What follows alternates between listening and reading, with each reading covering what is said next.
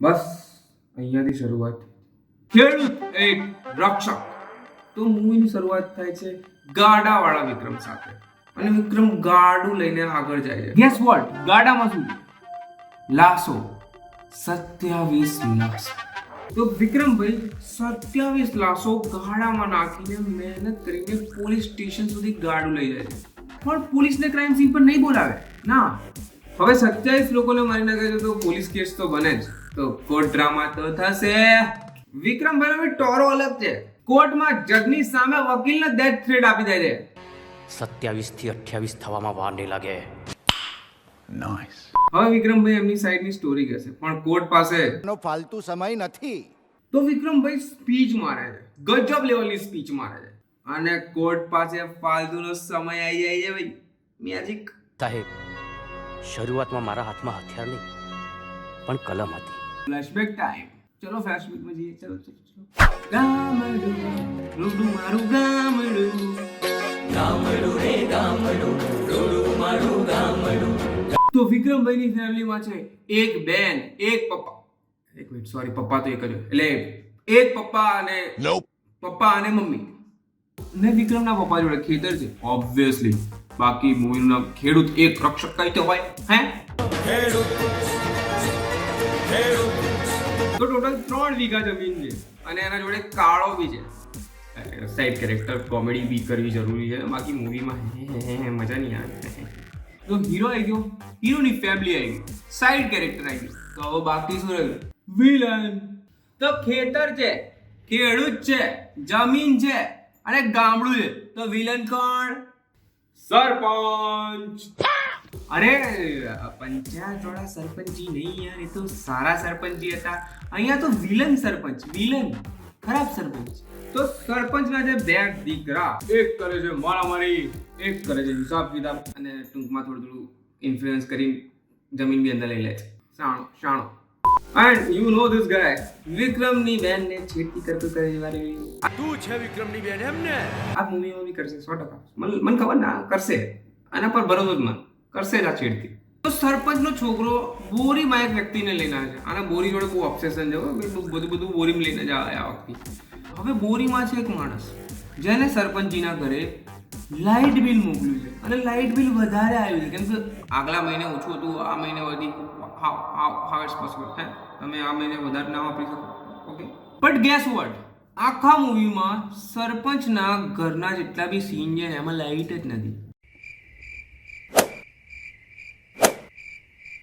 Smart ગાય. અને આખો દિવસ તો બહાર બેઠેલો રહે છે, જ્યારે જોવો ત્યારે બહાર જ હોય. તો લાઇટ બિલ શેનું આવે આટલું? અને આ બધું ચાલી રહ્યું છે ને એક સાઈડ બીજો દીકરો બધા ખેડૂતોને ઇન્ફ્લુઅન્સ કરી રહ્યો છે કે ભાઈ તમે તમારી જમીન ગીરવી મૂકી દો, બધું વેચી નાખો. ક્યાં સુધી તમે યાર જમીન હું રાખ્યું છે. પાસે જે 2 વીઘા છે ને એને વેચી નાખ. ધંધો મસ્ત છે, ધંધો મસ્ત છે. એકદમ વિલન વાળા કામ, એકદમ વિલન વાળા કામ. ગવર્મેન્ટે જે બિયારણ ને ખાતર પ્રોવાઈડ કર્યું છે એ સ્ટોક કરી લેવાનું અને ભાઈ મોંઘા ભાવે વેચવાનું. ટાઈમ ટુ ટાઈમ પાણી ના આપવું, કેમ કે કૂવો સરપંચના ખેતરમાં છે. અને આટલું બધું હેરાન કરતા હોય તો લોકો ગુસ્સે થાય, ગામના લોકો ગુસ્સે થાય, પણ કોઈ કઈ બોલતું નથી. કેમ? સરપંચ ગોમ તણી કહેવાય. આખું ગોમ એને નહીં બોલતું તો આપણે બોલીને શું કામ બગાડવું? અને એક સાઈડ વિક્રમભાઈ એ હીરો, કોલેજના ટોપર છે. 99.00% આવે છે ભાઈ ને. દરેક બાપની જેમ એના બાપા જગ્યાએ ફ્લેક્સ કરે છે. જણો ભણી લે ને પછી મારે કોઈ ચિંતા નહીં. પછી તો મારા ખેતરમાં મારે પોતાનો જ કૂવો કરાવી દે. હવે વિલન સામે આવું બધું બોલે તો ગમે યાર, ગંદો અફેક્ટ થાય યાર. અરે એક જણ કૂવો બાંધી લેશે, એક જણનો પાણી નહીં આપવું પડે, પૈસા જતા રહેશે એક જણના, ધંધો અફેક્ટ થાય. હવે હીરો વિલન પ્રોબ્લેમ બધું આવી ગયું. તો એક લવ ઇન્ટરેસ્ટ બી જોઈએ ને, હિરોઈન.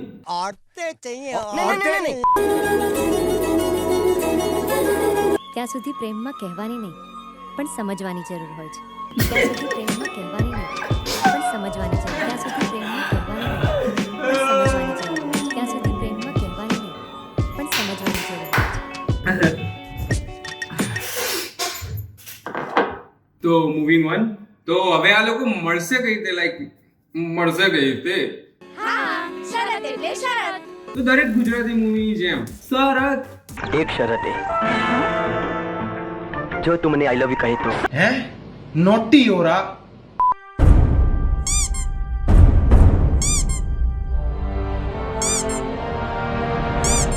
બાકી વિક્રમભાઈ સામે ભલભલી છોકરીઓ ના બી જાય હો.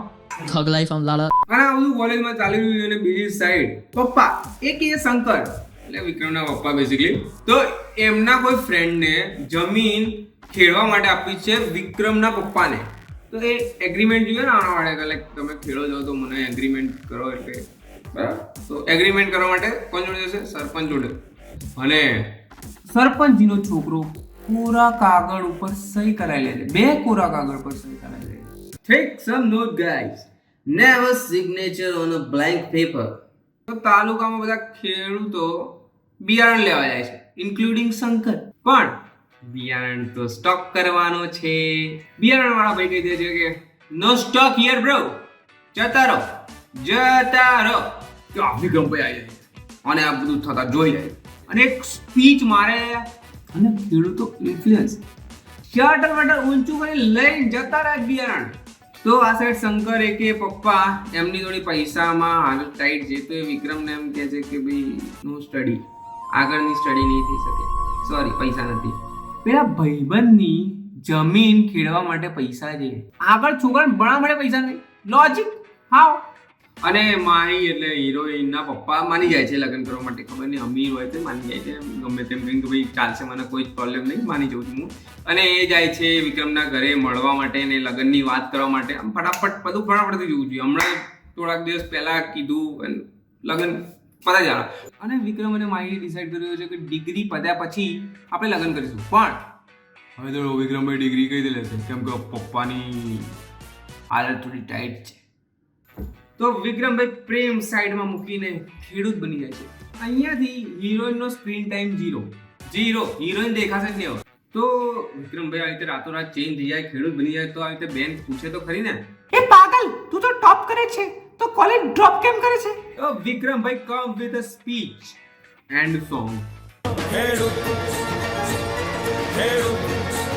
આમ બી જુઠ્ઠું ક્યાં વધારે ટકે. તો એની બેનને ખબર પડી જાય છે તો એની બેન ગુસ્સે થઈ જાય છે તો ગુસ્સો કઈ રીતે મનાઈશું? સોંગ બોલા તો ચાલતા રહેવાના. બટ હવે તાલુકામાં ખાતર નથી સ્ટોક અને સરપંચ ખાતર વેચે છે. વિક્રમ એઝ અ ખેડૂત ખાતર લેવા જાય છે સરપંચના ઘરે. સરપંચ ઇઝ અ બુલી, તે બુલી કરી નાખે છે વિક્રમભાઈને. ભણી ગણીને મોટો બારિસ્ટર બનવાનો તો એ જ કે Another one. આ દિયર ભણ્યાનું પહેલું નુકસાન મોણે આદર સત્કાર કરવાનું ભૂલી જાય. Another one. ભણવાનું બીજું નુકસાન મોણે ચપટી ચોપડી ભણ એટલે લોકોની પંચાયત લઈને આવે. Another one. ભણવાનું આ ત્રીજું નુકસાન મોણે ભણી લે એટલે દલીલો કરતું થઈ જાય. હવે આટલું બધું અપમાન સહન કરીને બી વિક્રમભાઈ શાંતિથી ખાતર લેવા આવ્યા છે તો ખાતર લેવાનું ટ્રાય કરે છે. પણ ખાતરના ભાવ સાંભળીને વિક્રમભાઈની સટકી આવી છે. ઈગો ક્લેશ. આબરૂનો સવાલ શું? But Vikrambhai single હેન્ડેડલી like literally single હેન્ડેડલી બધાને પેલ દે. એક હાથમાં ખાતરને એક હાથથી બધાને દોડાય મારે છે. અને સરપંચને તો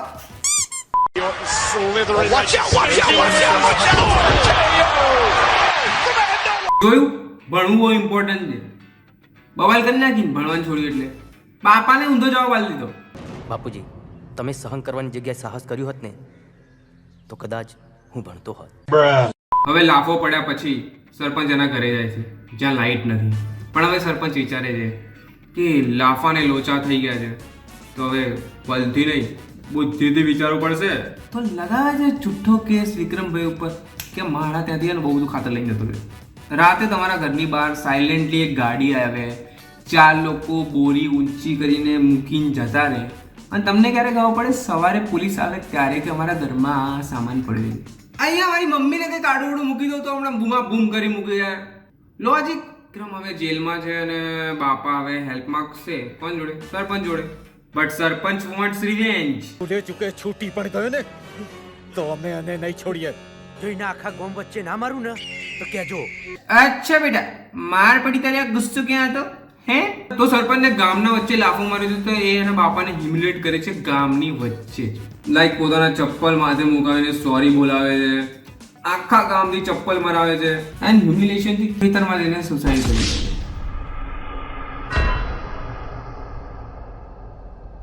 અને વિક્રમભાઈ બી છોડી ગયા છે અને એના ફ્રેન્ડ જોડે ખેતરમાં આવે છે અને એમને લાશ નહીં દેખાતી ના વિક્રમભાઈ જસ્ટ લાશની નીચે બેઠા હોય છે અને લાશ કે ભાઈ દેખાયું આને તો આમ ચપ્પલ નાખી દઉં, આમ નાખી દઉં એકવાર ચપ્પલ તો ખબર પડે કે હું અહીંયા છું.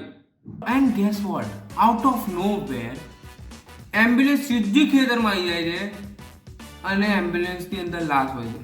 કોની? વિક્રમભાઈના બેનની. એનું એક્સિડન્ટ થયું છે કે એમ્બ્યુલન્સ વાળાને તો રોડ ઉપર લાશ મળે તો એ ફોન કરીને બોલાવે થોડી, બાકી આમ આઈડી કાર્ડ પર બી થોડી ઘરનું એડ્રેસ લખ્યું હોય, સીધું ખેતરનું એડ્રેસ લખ્યું હોય તો સીધી ખેતરમાં જ લાશ પહોંચાડવી પડે ને. ઓબ્વિયસલી ભાઈ ખેતરનું એડ્રેસ લખેલું હોય. એવું કોઈ નહીં બેટા હવે. બસ આ વિડીયો અહીંયા પતી જાય છે કેમ કે આવશે 100% બીજો વિડીયો આવશે, પાર્ટ 2 આવી છે, ફટાફટ જ લાવી દઈશ.